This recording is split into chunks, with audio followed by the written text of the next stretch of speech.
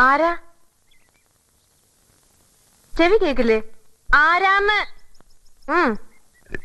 ഞാനൊരു വഴിപോക്കനാ. ഇവിടെ ചുറ്റമ്പലത്തിൽ എന്താ കാര്യം? ഇത് പൊതുവഴിയല്ല. നമ്മൾ ആരാണാവോ? അതല്ലല്ലോ ഞാൻ ചോദിച്ചതിനുള്ള മറുപടി. ഇതെന്താണ്?